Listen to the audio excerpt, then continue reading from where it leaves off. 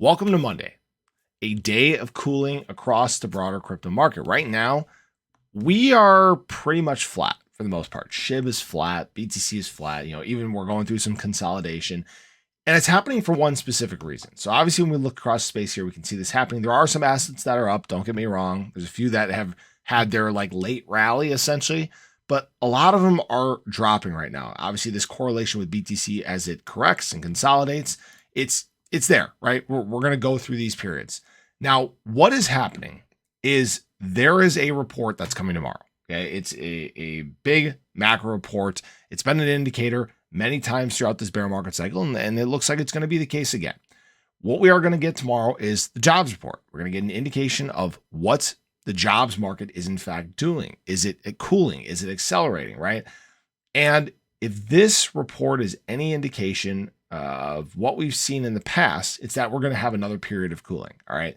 Less jobs added than expected, higher unemployment. And believe it or not, these are good things, guys. Now, I'm not saying they're good for the people that obviously are unemployed, but it shows that the Fed's stance against inflation and getting the economy back on track, it's headed down the right direction. Now, what's interesting is ADP showed the least amount of jobs available since 2021, but that's not necessarily a great indicator of the jobs report. But again, I expect us to stay consistent with what we've seen. Now, this is good because these reports that come out that shed positive light and show that we are in fact going to this point where the Fed can eventually pivot and go towards rate cuts, the market is going to like it. That means realistically, if we get a good report, it's possible that the market continues to extend its rally. Now, here's the thing, okay? Obviously, Shib broke 4010. It broke back down. We need to break above here again. We need to continue to follow this trend line. The big thing with BTC is right now, I don't necessarily like where BTC's at. Now, I love that it got up to 40K, right? Or 44K. I love that, right? But the reason I have used 35 to 40K as where I want to close out the year is it's a conservative estimate. The thing that people need to realize is if we pump too fast, too high to close out the year, there's a possibility that we go through a correction to begin the year. All right. A lot of people, they absolutely FOMO'd into this. Okay. It's the reason this is one of the most aggressive pumps for BTC we've seen this year.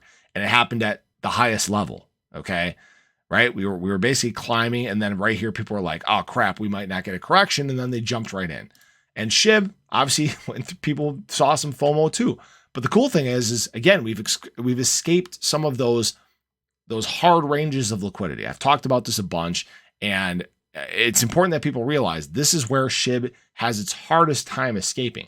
Now that we've gotten out of this, 507 through 508 range, okay, maybe even 5085.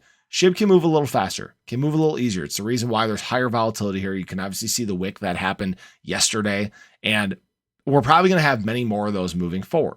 So just be prepared. Tomorrow is a big day. Hopefully we do get a good report. Hopefully we get a nice sense of direction in the market. If BTC rallies, great. Then Shib is probably going to follow right along with it. There's a very high correlation between the two right now. And I'm sure many people do in fact want to see Shib continue to make new highs for the year. So I appreciate you guys. Hope you enjoyed the video. Show your support below. And I'll catch you guys in the next one. Take care.